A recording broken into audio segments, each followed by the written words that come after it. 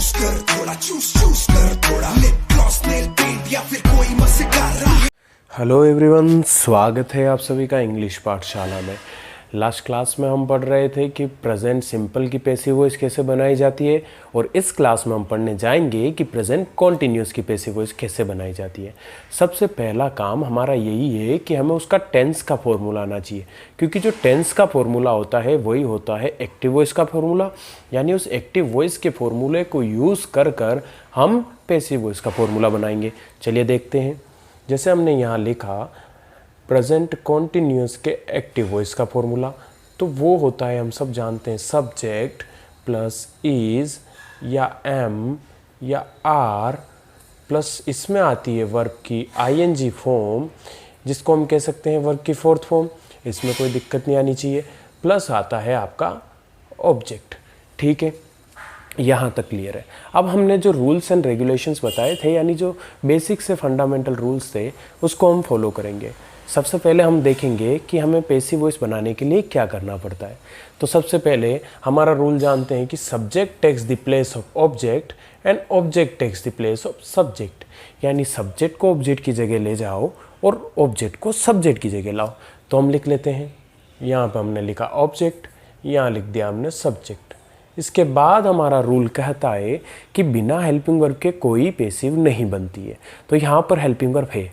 चलिए हम यहाँ पर लिख देते हैं। पहले ये हमारी हेल्पिंग वर्ब हमने लिख दी, इज, एम, आर।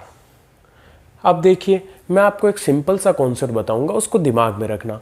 जब भी कोई वर्ब की फोर्थ फॉर्म एक्टिव वॉइस के स्ट्रक्चर में हो, कौन सी वर्ब की फोर्थ फॉर्म एक्टिव वॉइस के स्ट्रक्चर में हो, तो उसको आप तोड़ना बीइंग में और फिर तोड़ना उसको वर्ब की थर्ड फॉर्म में। क्या इतना सा याद रह जाएगा कि जब भी कोई एक्टिव वॉइस में वर्ब की फोर्थ फॉर्म आए तो उसको पहले तोड़ना बीइंग में, फिर तोड़ना थर्ड फॉर्म में। तो तोड़ते हैं। ये हमने तोड़ा यहाँ पे इसको बीइंग में, फिर इसको तोड़ा हमने यहाँ पे वर्ब की थर्ड फॉर्म में। क्लियर है यहाँ तक? थर्ड फॉर्म के आते ही हमें यूज़ करना है बाई, और बाई के बाद जो आ जाएगा हमारा सब्जेक्ट। तो ये जो स्ट्रक्चर यहाँ पे आपका क्रिएट हुआ है, ये आपका है पैसिव वॉइस का स्ट्रक्चर। बोलो कितना आसान था, इसमें कहीं कोई प्रॉब्लम आई क्या? वापिस से समझ लेते हैं। हमारा स्ट्रक्चर पहले एक्टिव वॉइस का है, तो हमारा पहला रूल कहता है कि subject takes the place of object, यानी सब्जेक्ट को ऑब्जेक्ट की जगह ले जाओ और object takes the place of subject. ठीक है, इसके बाद बिना हेल्पिंग वर्ब के कोई पैसिव नहीं होती है। हमने प्रेजेंट कॉन्टिन्यूस की हेल्पिंग वर्ब यूज़ कर ली। फिर वर्ब की फोर्थ फॉर्म यानी वर्ब के आईएनजी फॉर्म को हमने किस में तोड़ा? पहले बीइंग में, फिर थर्ड फॉर्म में। तो यहाँ पे बीइंग थर्ड फॉर्म, वर्ब की थर्ड फॉर्म के बाद यूज़ करो बाई, हमने यहाँ लगा दिया बाई, और ये आपका स्ट्रक्चर तैयार है ना। आसान। अब हम देखेंगे इसके कुछ एग्जाम्पल्स, ताकि हमारे पूरा कॉन्सेप्ट क्लियर हो जाए। देखो, हमने आपके सामने यहाँ पर लिख दिए हैं एग्जाम्पल्स। हम इनको एक एक करके सोल्व करेंगे। सबसे पहला जो हमने काम करना है वो करना है कि सबको अपना अपना मेन टू मेन मार्क दे दो। मेन टू मेन मार्क यानी कि जो जिस रोल में हो उस रोल को लिख दो। ये अपने समझने के लिए है, इसको सॉल्यूशन में कभी नहीं लिखना है। जैसे I am writing a letter, तो यहाँ पर आई क्या काम कर रहा है? आई आपका काम कर रहा है सब्जेक्ट का। एम आपका क्या काम कर रहा है? हेल्पिंग वर्ब का। राइटिंग क्या काम कर रही है? आपकी वर्ब की फोर्थ फॉर्म की। और ए लेटर क्या है? यहाँ पे आपका ऑब्जेक्ट। अब सबसे पहला काम पैसिव में हम क्या करते हैं?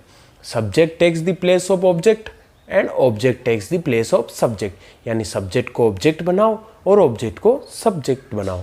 ठीक है, तो ए लेटर को मैं यहाँ लिख देता हूँ सब्जेक्ट की जगह पे, ए लेटर।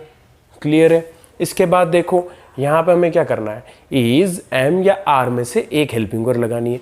ए लेटर आपका सिंगुलर है, तो सिंगुलर के साथ लग जाएगा इज। ठीक है, उसके बाद देखना है वर्ब की फोर्थ फॉर्म है, उसको तोड़ना है बीइंग में और तोड़ना है थर्ड फॉर्म में। तो पहले लिख दो बीइंग, और राइट की थर्ड फॉर्म होती है रिटन। थर्ड फॉर्म आते ही लगाओ बाई, ये बाई। और जब यहाँ पर चेंज ऑफ पर्सनल प्रोनाउन होगा और आई यहाँ पर ऑब्जेक्ट की जगह जाएगा, तो आई का हो जाएगा मी। बस ये हो गया आपका सही। ठीक है, अगला वाला देखते हैं। अगला वाला है he is helping you. He is helping you में ही आपका सब्जेक्ट, इज आपका हेल्पिंग वर्ब, हेल्पिंग आपका है यहाँ पर वर्ब की फोर्थ फॉर्म, और यू क्या है आपका ऑब्जेक्ट। क्लियर है यहाँ पे।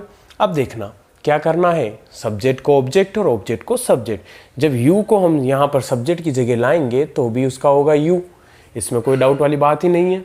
उसके बाद देखो हेल्पिंग वर्ब है, अब यू के साथ इज लगता है, एम लगता है या आर लगता है।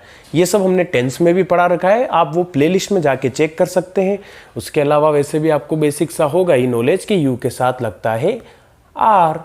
अब देखो V4 आइए, V4 को तोड़ो पहले बीइंग में, फिर तोड़ो थर्ड फॉर्म में। तो बीइंग के बाद थर्ड फॉर्म हेल्प की थर्ड फॉर्म होती है हेल्प्ड, थर्ड फॉर्म आते ही लगाओ बाई, और जब ही पीछे जाएगा ऑब्जेक्ट की जगह पे तो हो जाएगा हिम। समझ आया। अब देखो अगला वाला देखते हैं, इज शी लविंग मी। अब पहले क्या है यहाँ पे, ये इंट्रोगेटिव सेंटेंस है, पहला आया हेल्पिंग वर्ब, फिर आया आपका सब्जेक्ट, फिर आया आपकी वर्ब की फोर्थ फॉर्म, और फिर आया आपका ऑब्जेक्ट।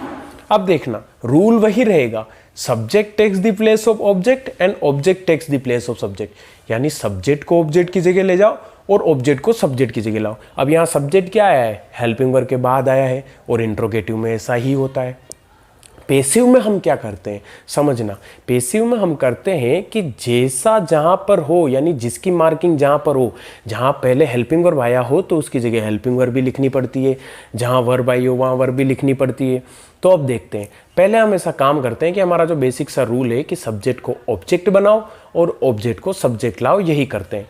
मी को मैं यहाँ सब्जेक्ट की जगह लाऊंगा तो यहाँ क्या हो जाएगा आई। समझ आया, कोई दिक्कत नहीं है। और जब मैं शी को पीछे ले जाऊंगा तो शी का क्या हो जाएगा हर, यहाँ पर भी कोई प्रॉब्लम नहीं होनी चाहिए। अब देखना ये मैं खाली समझाने के हिसाब से कर रहा हूँ, है ना, कि कैसे हम अगर कहीं फंस जाएं तो कर सकते हैं। अब देखो हमें लगानी है हेल्पिंग वर्ब, तो आई के साथ हेल्पिंग वर्ब कौन सी लगेगी, इज लगेगी, एम लगेगी या आर लगेगी। आई के साथ हमेशा लगती है एम, तो यहाँ लगा तो एम। इस ऑब्जेक्ट को पहले सब्जेक्ट की जगह पे रखने का मकसद ये था ताकि हमें पता चल जाए कि हमें कौन सी हेल्पिंग वर्ब लगानी है। वैसे ही आप ये सब कर ही सकते हैं, नॉर्मल है। अब V4 है तो इसको सीधा सा सिंपल है, तोड़ दो। V4 किस में टूटेगी, एक बीइंग में और एक थर्ड में। बस थर्ड फॉर्म के बाद लगा दो बाई, और फिर जहाँ पीछे क्वेश्चन मार्क है तो क्वेश्चन मार्क लगाना है, इसको ध्यान रखना वरना नंबर उड़ जाएंगे। तो जहाँ क्वेश्चन मार्क है वहाँ क्वेश्चन मार्क लगा दिया। तो इज शी लविंग मी, तो इसकी पैसिव हो जाएगी am I being loved by her. काफ़ी आसान है, अगर कोई डाउट आए तो आप कमेंट कर सकते हैं। उसके बाद देखिए she is eating apples, she आपका भैया सब्जेक्ट, इज़ आपका हेल्पिंग वर्ब, ईटिंग आपकी V4 और एप्पल्स आपका ऑब्जेक्ट। अब सब्जेक्ट को ऑब्जेक्ट, ऑब्जेक्ट को सब्जेक्ट, काफ़ी आसान से रूल्स हैं इसके। तो एप्पल्स मैंने यहाँ लिख दिया आगे। अब देखिए एप्पल्स आपका सिंगुलर है या प्लूरल है, एप्पल यानी एक सेव, एप्पल्स यानी बहुत सारे सेव, तो यहाँ पर ये हो गया प्लूरल, प्लूरल के साथ लगता है आर। बस इतनी सी बात है मेरे यार। V4 को तोड़ो बीइंग में, उसके बाद ईट की थर्ड फॉर्म ईटन, ईट एट ईटन, थर्ड फॉर्म आते ही लगाओ बाई, और बाई के बाद यहाँ पर शी पीछे जाएगा तो हर। मुझे उम्मीद है ये काफ़ी सरल है और आपको समझ में आया होगा। अगली क्लास में अब हम पढ़ेंगे कि प्रेजेंट परफेक्ट की पैसिव कैसे बनाते हैं। अगर आपको कोई भी डाउट आए तो आप आराम से कमेंट कर सकते हैं। अगर आप हमारे चैनल पर नए आए हैं तो इसे सब्सक्राइब जरूर कीजिएगा ताकि हमें मोटिवेशन मिलता रहे और हम ऐसे ही बहुत सारी वीडियोस लेकर आते रहें। तो मिलते हैं अगली क्लास में एक हमारी प्यारी स्माइल के साथ।